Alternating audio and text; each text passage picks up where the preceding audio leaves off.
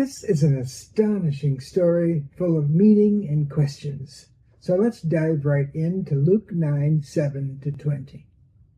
Now Herod, the ruler of Galilee, heard about everything that was going on.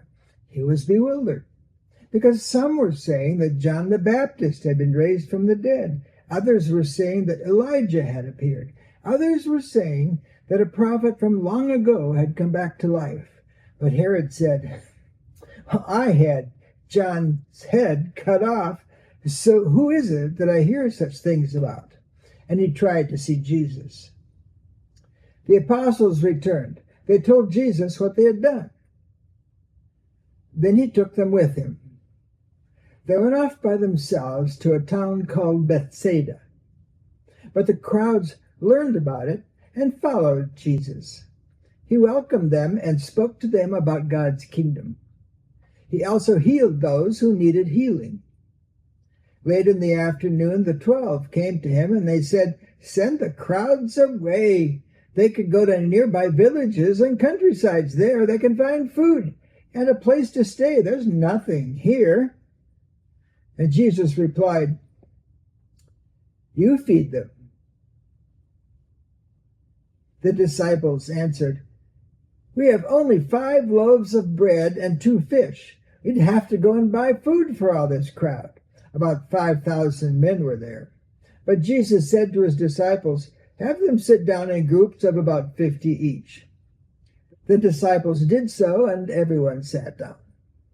Jesus took the 5 loaves and the 2 fish. He looked up to heaven and praised God, and he broke them into pieces. Then he gave them to the disciples to set in front of the people. All of them ate and were satisfied. The disciples picked up 12 baskets of leftover pieces. One day, Jesus was alone, praying, and only his disciples were with him. He asked them, Who do the crowds say that I am? They replied, Well, some say John the Baptist, others say Elijah, still others say that one of the prophets from long ago has come back to life. Well, what about you? Who do you say I am? Peter answered, The Christ of God.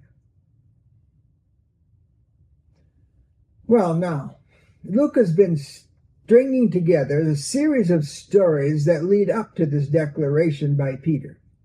He's created bookends, starting with Herod's bewilderment and ending with answers to Jesus' questions about what the people were saying.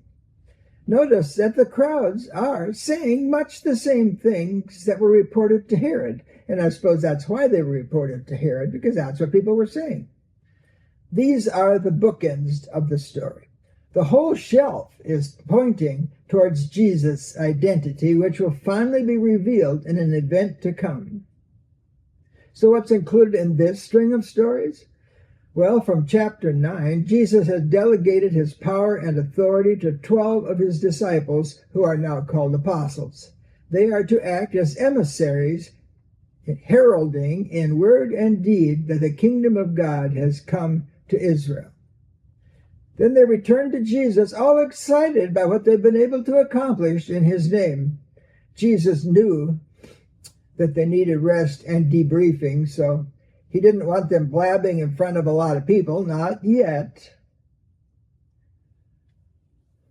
Now we can see the storm clouds gathering in this story as Herod tries to find him. Now Bethsaida was the hometown of some of these apostles who must have known the area well, so I don't think they went right into the town of Bethsaida, but more likely to an uninhabited place in the area that they knew about. This area is also outside of Herod's jurisdiction. Jesus didn't want to be abducted along with his disciples, especially not too soon, so he made sure that Herod didn't find them. But the people knew where he went, and they followed him out there. Now, what did those people know? And what did they believe about it? Well, they all knew Jesus and the apostles could heal diseases and cast out demons. So they had several conjectures. Now, if you've ever lived in a rural town, you know that people talk. They talk in the pub, the restaurants, in this case probably the inns, and they talk from house to house. The cliche is over the picket fence, and by the river washing their clothes. They all came to hear more about Jesus and his disciples and these events that had been happening amongst them. Now, that's what they knew. That was the actual evidence.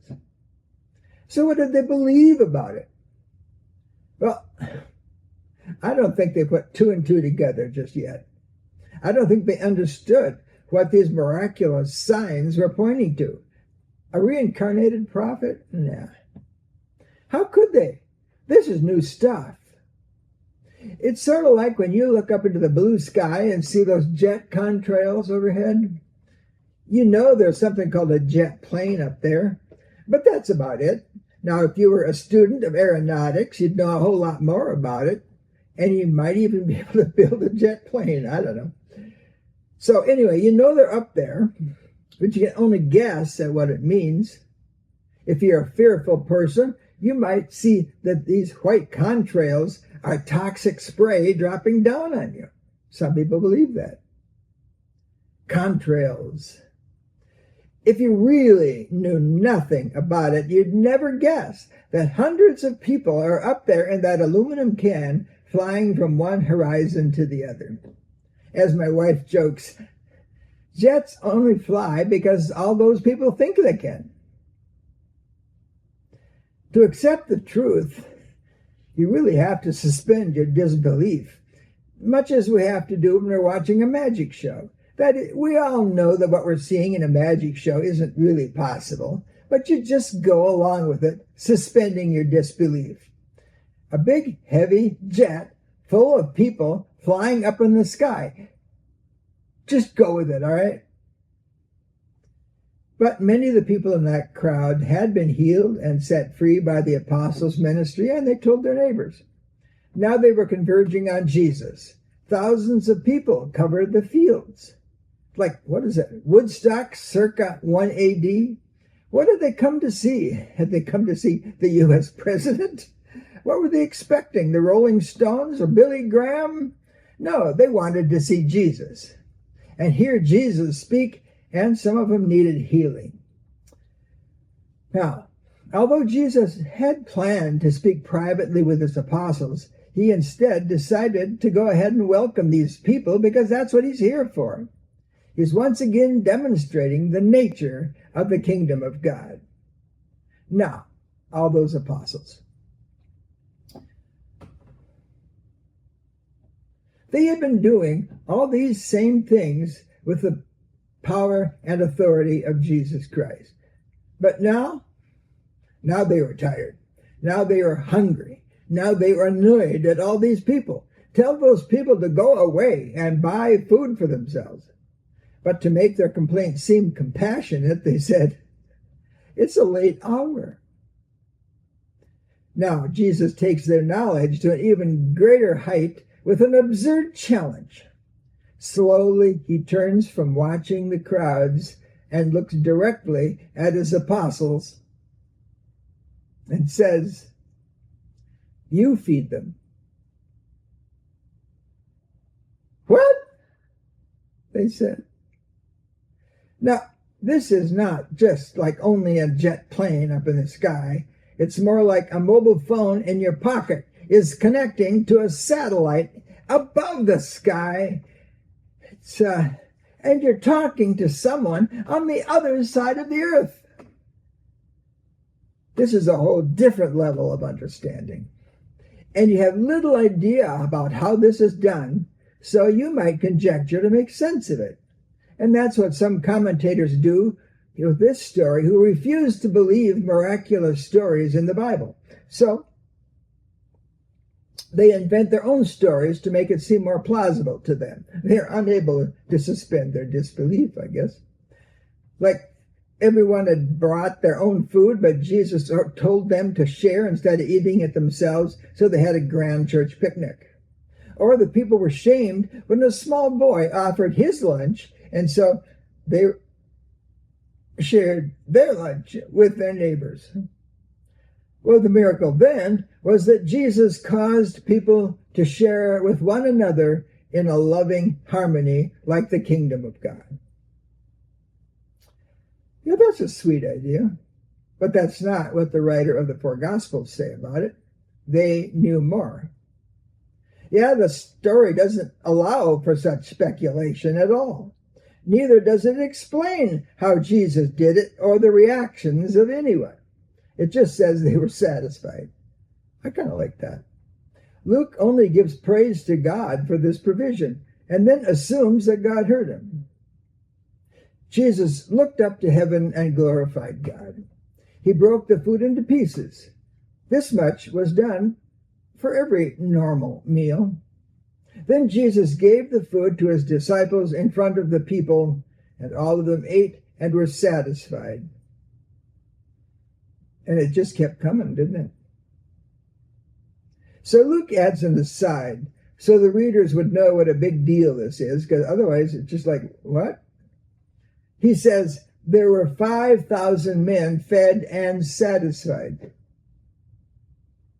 Nobody went hungry. Some commentators want to say that there were also women and children there. So they want to increase the number to 10,000 people. Now, I don't agree with that, because this was apparently a long walk along the coast, northeast coast of the Sea of Galilee. So maybe it was just the men and the boys, but even so, what a logistical nightmare to feed 5,000 men. So why just groups of 50? Jesus said you could divide themselves into groups of 50. That's 100 groups. It may be a reminder of the Israelites gathered in tribal groups in the wilderness in Exodus 18:25, where it says, and Moses chose able men out of all Israel, rulers of thousands, rulers of hundreds, rulers of 50s, and rulers of 10s. It also avoided a stampede and made an accurate count possible, so it really was 5,000. It was just another miracle of the kingdom of God for a crowd to cooperate like this, deciding who joins which group. I mean, if you try to divide a large Bible study into groups, you know how chaotic that can be, as they try to divide themselves into groups of 3 or 4. But groups of 50, only by the grace of God. I think there's a big miracle right there, getting people to cooperate like that. Okay, so dinner is over. The people go home, and now Jesus is alone with his apostles, and he asks what the people were saying about him.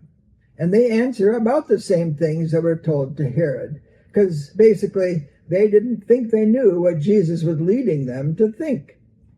Ever had a professor like that? Then Jesus asked these apostles, who had been acting with his power and authority, who do you think I am? He's asking them all. That's that you is plural. Who do you all think I am? There's a long pause as they look at each other.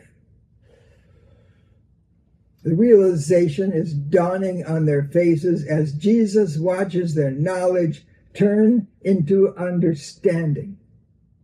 So Peter blurts out, the Christ of God.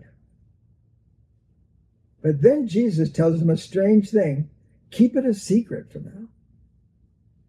Why keep it a secret? Well, it's because they don't really understand what is meant by the Christ of God. They have only suspended their disbelief, and now they need to know more than what they were taught in the synagogues as children. What does this mean? This is new stuff. So now Luke continues his string of stories to declare that meaning, Christ of God. So tune in again. We're only nearly halfway through this big gospel. It's the longest gospel of the 4.